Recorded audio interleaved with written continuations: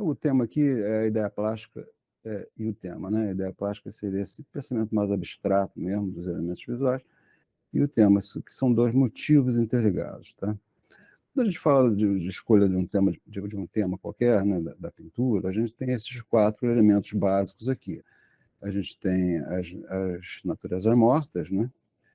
A paisagem, figura ou uma pintura abstrata, né? Ou uma mistura, né? Uma mistura desses componentes aqui também pode resultar na escolha de um tema. Bom, aí digamos que o pintor escolha o tema da paisagem, tá? Como exemplo, né? Vamos selecionar esse tema aqui da paisagem como exemplo. Ele pode escolher uma paisagem de marinha, com ondas, com coisas se mexendo, ou pode escolher uma paisagem urbana, né? Tem vários tipos, na verdade, de paisagem possíveis, né? Vamos puxar para cá um elenco, né? Escolher lá a paisagem. Eu posso fazer uma paisagem marinha, posso fazer uma paisagem de cidade, que é linhas retas, que plasticamente é outro problema da pintura, né? Outra questão plástica a ser desenvolvida.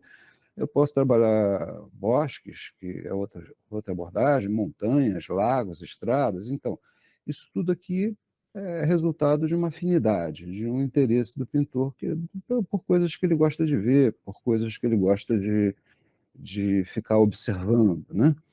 E nenhum dessas é melhor do que o outro. São questões subjetivas, né? Que não tem valor, né? Não tem valor no sentido, todas são válidas, né? De acordo com a afinidade que cada um tem com um determinado tipo de motivos desses, né? Agora, digamos que o cara escolheu uma paisagem de marinha, né? Aí, pô, dentro da paisagem marinha, ele pode escolher lá um rochedo de pedras, ele pode se concentrar, botar a linha do horizonte lá embaixo e jogar um céu enorme lá, cheio de nuvens, que é o que interessa a ele. Ele pode fazer uma paisagem com barcos ou com ondulações, enfim. É, esses temas, na verdade, são escolhas de ordem subjetivas que não compõem ainda a estrutura de uma linguagem da pintura. Aí vamos ver aqui, um exemplo aqui. Eu tenho quatro pintores aqui, né? Um chinês, que é da tradição oriental, que é afastada da nossa do Ocidente, Corot, que é um pintor do século XIX, um Cézanne e um Van Gogh. Ora, os três têm montanha, tem árvore, tem céu, mas a abordagem é tão diferente uma da outra que mal a gente pode dizer que eles quatro trabalham em cima do mesmo tema, né? Parece que até que são temas diferentes, né? Os dois de baixo são mais cromáticos, os de cima são mais de claro escuro, mas o Corot assenta, né, o escuro dele na base assim e vai subindo ali sobre o céu, né? Enquanto o oriental não, ele vai criando essas silhuetas ali no topo das montanhas e vai abrindo essas nuvens aqui assim na parte de baixo. A escolha é o mesmo tema, são os mesmos elementos, mas a pesquisa de pintura são completamente diferentes. Aí eu gosto de, falando nisso, assim, de contar uma historinha, né? Uma parábola, na verdade, tá? Imagina aí que um cientista maluco inventou uma máquina do tempo e consiga juntar esses quatro caras ali em algum local, uma fazenda do interior de Minas Gerais, por exemplo, né? Juntou esses quatro caras ali, resgatou eles da morte lá, puxou eles para o presente e botou os quatro ali. Os quatro estão meio assustados ali, começam a se conhecer, começam a voltar à vida, né? E passa um mês ali, eles tentando entender o que estava acontecendo, aí daqui a pouco os quatro são pintores e resolvem sair para pintar, né? Os quatro resolvem sair para pintar juntos. E aí eles começam a sair da sede ali da fazenda, começam a andar por uma trilhazinha, daqui a pouco o Van Gogh está lá com a telinha dele, resolve parar diante de uma paisagem mais ou menos assim. Aí o Van Gogh para, bota o cavalete dele ali no meio da estrada, né? Os outros olham para aquilo, acham aquilo meio esquisito, né? Olham para aquilo, não veem nada daquilo os motiva, né? A fazer um quadro, eles acham até meio doido, né? Parar ali no meio da estrada, com o sol na cabeça, sem um lugar para sentar, né? Assim, o que o Van Gogh viu ali, né? Nesse ângulo, né? Por que ele resolve? É esse momento anterior, né? o que que o motiva, né? O que que instiga o Van Gogh a botar o cavalete ali para começar a pintar. Então, para pensar isso, a gente tem que dar uma olhadinha no que é a pesquisa de pintura do Van Gogh, né? No que ele vinha pintando antes. Um quadro típico dele, né? Ele separa tudo por áreas, são áreas de cor, né? Ele, inclusive, eu vou fazer uma leitura rápida, tá? Mais sintética possível, só para a gente ver o todo, tá? Então, são três áreas, né? Tem uma faixa, que, na verdade, são duas linhas que estão ocultas ali debaixo daquela pintura, que separam essas áreas. O céu é azul, esse azul desce, se mistura com os amarelos, resultando no verde, e os amarelos vibram com mais intensidade aqui na base, parecendo, assim, grosso modo, com uma área quente, mas na verdade não é, tá? São os amarelos mesmo, é porque a tensão lá com os azuis é que dá essa conotação de calor. E até uns terra de cenazinhos aqui, tem até violetas, né, que é o oposto complementar ao amarelo e tal. Mas, enfim, ele cria essa dinâmica, é como se essa faixa de azul descesse até aqui e a faixa de amarelo se misturasse com o azul, resultando nesse miolo aqui. Aí, em cima disso, Van Gogh entrava com as pinceladas, né? A animação das pinceladas é que dá esse vigor ali, por exemplo, porque a estrutura de composição mesmo é meio racional, tá? Ele, inclusive, escrevia lá para o irmão o plano que ele tinha ali de composição e ele arquitetava isso tudo antes de começar a fazer o quadro. Então, é um esquema até meio racional. O que encanta mesmo, o que nos envolve no processo, a gente vê a mão do cara pintando, é essa fatura da pincelada agitada que ele vai dar esse movimento aqui, de como se fosse um vento ali sacudindo, que solta um pássaro ali em cima e tal, né? E no final ele joga essas florezinhas vermelhas aqui para dar o contraste com os verdes aqui dessa faixa central e ponto, fechou o quadro. Mas não vamos esticar muito mais, não. Vamos pular aqui para outro para a gente até fazer uma síntese mesmo. Ora, o Van Gogh é o mesmo jogo de áreas, né? São grandes áreas de cor, preenchidas ali por uma fatura de pinceladas. A gente tem aqui um verde, por exemplo, né? Tem uma subdivisão interna ali, mas no grosso a gente pode reconhecer isso aqui como uma mesma área, né? Como a área do cipreste é um verde mais escuro, né? São áreas de cor, né? Preenchidas por uma fatura de pincelada. A montanha, o próprio céu, né? Ele divide a área das nuvens com o céu verde, estranhamente verde, né? E ele vai montando ali a composição por um jogo de grandes áreas de cor, influência da gravura japonesa, na verdade, né? Trabalha também assim, preenchidas ali por uma fatura de pincelada. Bom, isso está parecendo que é a pesquisa do cara mesmo, né? Então, vamos ver mais um aqui, para conferir. Ó, mesma coisa, né? Tem uma grande área de um campo de trigo na base, uma montanha atravessando na diagonal no meio, né? Essas cores aqui meio que querem migrar ali para cima, se misturar, subdividindo aquela área da montanha, né? Que é um violeta aqui, um tom mais azulado acolá, mas, grosso modo, são áreas separadas de cor. Aqui tem uma pincelada um pouquinho mais calma, aqui uma pincelada mais agitada, mas é o mesmo esquema, né? Então, pô, quando a gente volta lá naquele primeiro, a gente logo vê o que o Van Gogh viu ali, né? Quando ele bateu o olho ali naquela casinha lá ao fundo, com aquela árvore ali verde na frente, o que ele viu ali? Pô, em primeiro lugar, ele viu que o mato em pé, né?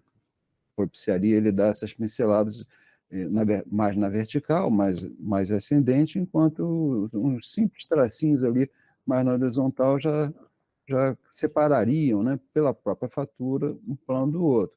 Aí no primeiro plano ele bota verdes mais amarelados, aqui é um verde mais azulado, fazendo a passagem para o azul do telhado da casa, que provavelmente não era azul, era telhado vermelho, de telha mesmo, né?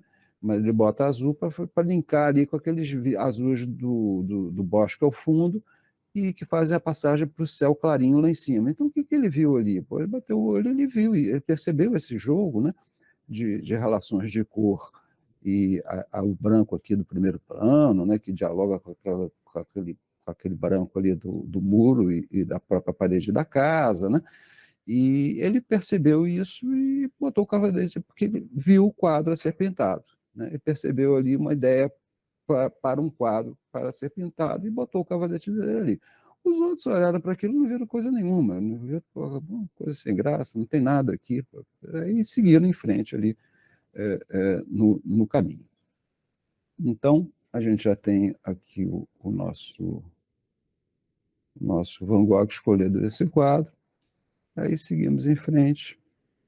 Lá na frente do caminho tinha uma curva ali, porque tinha um rio passando ali, de repente ele diz, tem um rio ali, vamos descer ali um pouquinho para se molhar um pouco, se refrescar e tal. Aí eles descem e o coroa resolve botar o cavalete dele ali na beira do rio. E, algo mais ou menos assim. O Cezanne e o chinês olham para aquilo, pô, coisa, não vê absolutamente nada ali de interessante para ser pintado, né? E aí vamos seguir o mesmo esquema. O que o coroa viu, né? Por que ele coloca o cavalete dele ali para pintar, né? Ora, o coroa, vamos dar uma olhadinha no que ele fazia antes daquele momento, né? Que a gente está no presente ali, antes do cara pintar, né? Ora, ele tem um céuzão grandão lá e tem essa silhueta aqui da árvore, né? Ele está preocupado ali com aquele desenho, aquele contraste entre forma e fundo, entre a forma das árvores, ou essa de cá, né? E o fundo luminoso que é do céu, né? Cria uma silhueta escura sobre o fundo do céu. Ele desce ali, vai aquele desenho, tem uma cunha aqui para baixo, ele atravessa, quebra aquela cunha com uma horizontal ali também e tal. Então, o que ele viu ali? Ele viu um desenho de uma silhueta de um grupo de árvores, criando um desenho interessante, né? E aí constrói a composição dele nesse sentido. Aí, se a gente pegar um outro, ora, é a mesma coisa, né? Ele tem uma base aqui que parece que o escuro sobe, né? E vai subindo e ao subir, vai desenhando um contorno ali da árvore sobre o céu mais claro. Essa árvore aqui é mais leve, aquela ali tem um contraste mais pesado e tal. Só que nesse caso aqui a gente percebe que o coroa volta com essa luz do céu para cima dessa área de escuros que sobe, descendo essa região do lago, achando aqui um verdezinho mais luminoso, umas figurinhas que tem ali, né? Tem uns personagenzinhos aqui, né? Essa luz volta até aqui, né, nesse primeiro plano. Então, é como se tivesse um movimento duplo, né? Primeiro, o escuro sobe, né, desenhando a silhueta, e depois a luz desce sobre essa área de escuros, criando um outro desenho. Beleza? Vamos conferir se é isso mesmo. Vou pegar mais um aqui. Olha, a mesma coisa, né?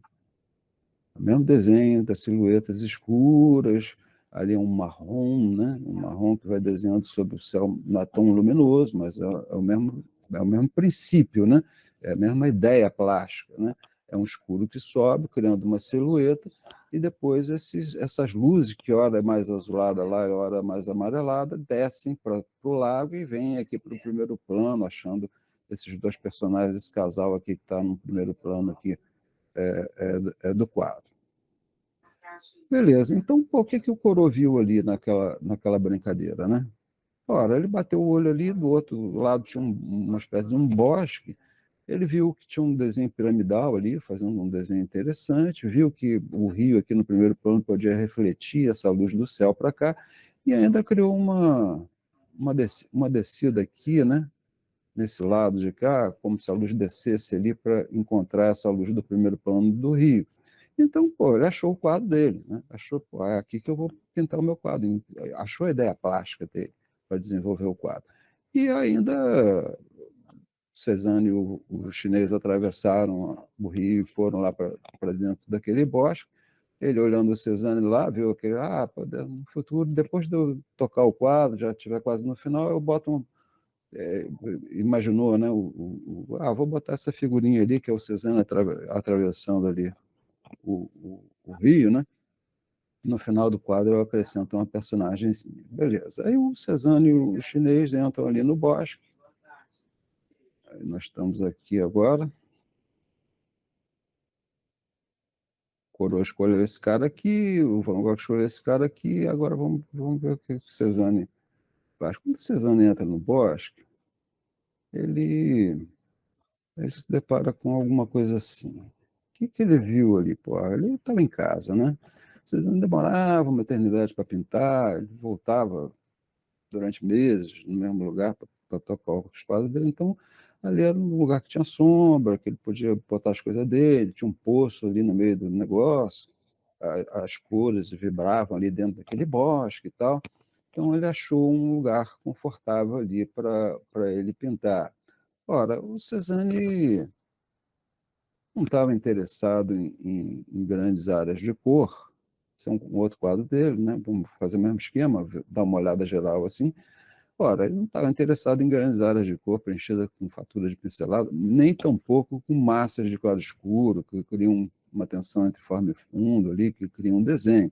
A brincadeira do Cezanne eram fragmentos de cor, né?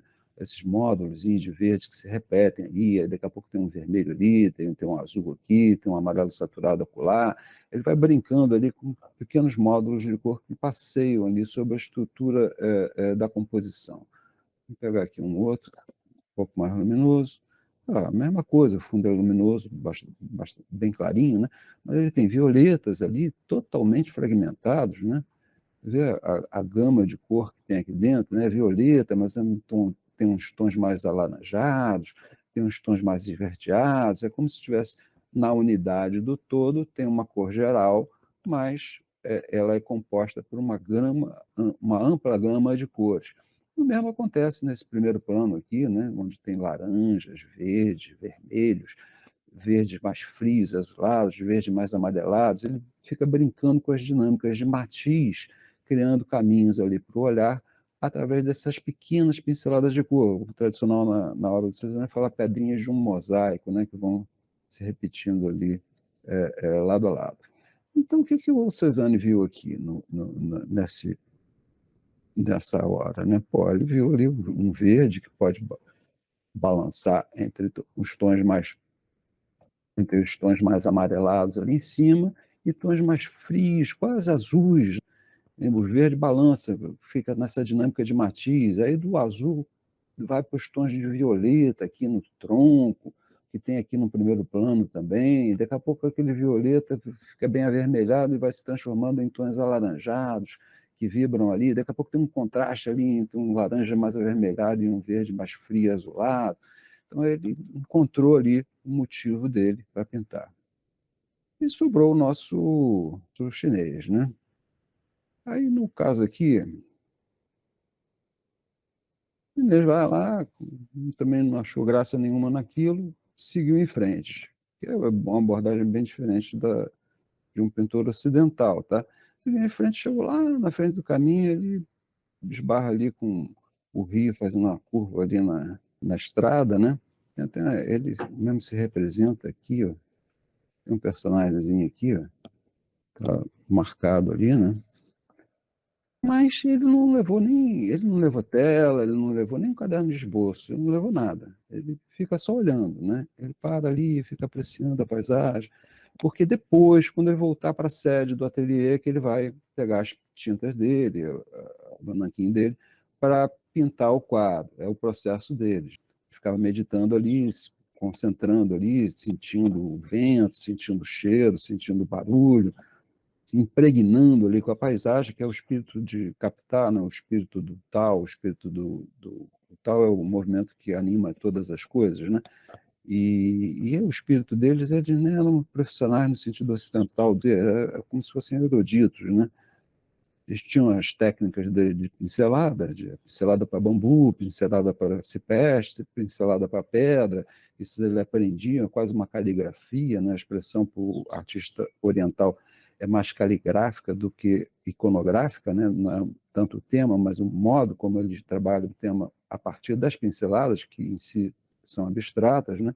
Então, o chinês fica ali apreciando para depois, quando ele voltar para o ateliê, que ele vai tocar ali a estrutura. Mas o que, que ele viu, né?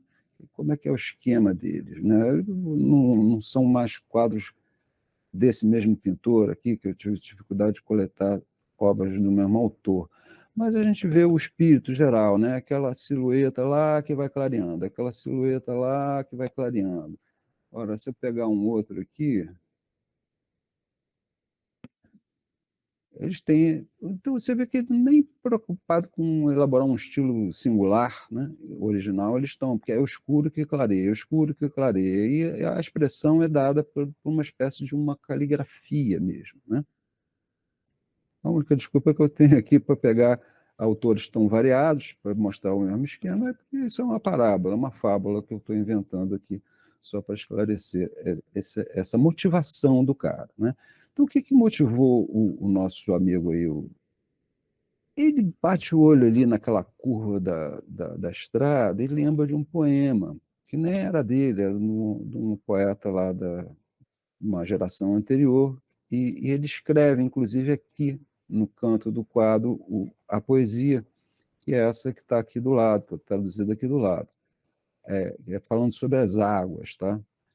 Agitada, ela leva as cores da montanha. Luminosa, reflete a sombra da floresta.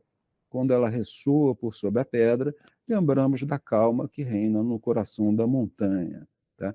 Isso era um poema falando das águas que descem das montanhas altas, fluindo ali pela encosta, né?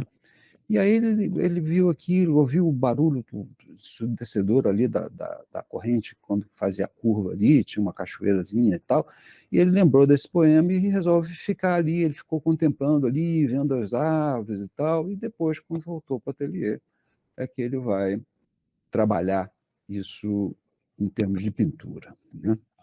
Beleza? Então, voltando aqui para o nosso geral, você vê que cada um deles tem é provocado por uma determinada ideia que nasce de uma pesquisa de pintura, né? Ora, o que o Cézanne percebe e o que o Van Gogh, o Corot e o outro é alimentado a pintura que ensina eles a ver, a perceber aqueles componentes da linguagem pictórica, né? Então, a gente tem esse motivo que é plástico, né? E esse outro, que o tema é semântico, é subjetivo, o cara escolhe, mas daqui a pouco ele começa a perceber as ideias plásticas que valem a pena ser desenvolvidas. Até antes de ler essa passagem do Van Gogh, que ele está aqui, por exemplo, um outro exemplo que é o do Cézanne, né? O Cézanne adorava aquela montanha de Santa Vitória, né? Que é uma montanha de pedra. Ele adorava pintar aquilo. Daqui a pouco ele... O que ele começa a estudar ali? Ele, pô, a luz batendo sobre a pedra ali vai criar um tipo de solução de claro escuro ali, que são planos que afundam e vêm para a superfície, né? Isso vai gerando vibrações de cor variadas e tal, ele começa a estudar aquilo. Daqui a pouco ele bate o olho ali numa toalha, numa natureza morta ali em cima da mesa dele e percebe que é o mesmo jogo, né? É uma toalha, não importa tanto a tensão entre a forma e o fundo, e sim esses planos internos, como a luz passeia ali por cima, as vibrações de cor que refletem ali sobre o branco de uma toalha e tal. Ou seja, a própria pesquisa de pintura dele começa a chamar a atenção dele para outros temas, né? Que, a princípio, existe esse tema que é mais de empatia mesmo, de simpatia que a gente tem por determinados assuntos. Aquilo vai gerando uma pesquisa plástica de pintura, e essa pesquisa plástica vai chamando a atenção para outras coisas. Daqui a pouco ele começa a perceber o interior das costas uma figura também, independente da forma e fundo, esses planos internos também funcionam da mesma maneira. Então, ele começa a aprofundar a pesquisa dele de pintor, ou seja, transformar essa empatia em uma pesquisa plástica, uma pesquisa de formulações, né? A mesma coisa é claro aqui no caso do Van Gogh, né? Quando o Van Gogh vai pintar aqueles girassóis, por exemplo, né? Qual a motivação dele, né? É o girassol ou é a cor, né? Ele pega no quadro, ele joga todos os amarelos possíveis e imaginários que ele tinha à disposição ali, ele joga tudo no mesmo quadro, para sentir as variações de timbre entre os diversos amarelos, né? Então, tudo bem. Então a questão é abstrata, é só o jogo da cor? Também não, porque ele poderia fazer o mesmo estudo fazendo um campo de trigo, mas há uma imbricação, há uma unidade, uma união entre a escolha semântica do tema e a questão plástica que ele está interessado em aprofundar e em pesquisar também. Tá? Então, por isso que o Van Gogh vai escrever, por exemplo, essa passagem aqui. Aliás, ele é um bom exemplo para a gente, porque ele escrevia muito bem, né? e ele faz sempre esse link entre a questão plástica e uma questão de expressão semântica também, de expressão visual, né? Então ele vai dizer o seguinte: tive a ocasião de aprofundar a questão da cor. No ano passado, quase só pintei flores, para habituar-me a usar o rosa, o verde claro ou forte, o azul e o violeta. Então, para habituar-me, né? Então ele escolhe o tema da flor para estudar a cor, né? Aí, o amarelo, o laranja e um belo vermelho. Esse verão, enquanto eu pintava paisagens em Árnias, vi mais cores do que antes. Ou seja, é isso que a gente estava falando, né? Ele começa a estudar a questão plástica da cor, escolhe um motivo adequado para isso, daqui a pouco ele começa a perceber um outro motivo, né, que serão as paisagens de Arnes, que ele começa a perceber um jogo de cor que ele não percebia antes, porque ele não estava educado pela pesquisa de pintura que ele havia desenvolvido.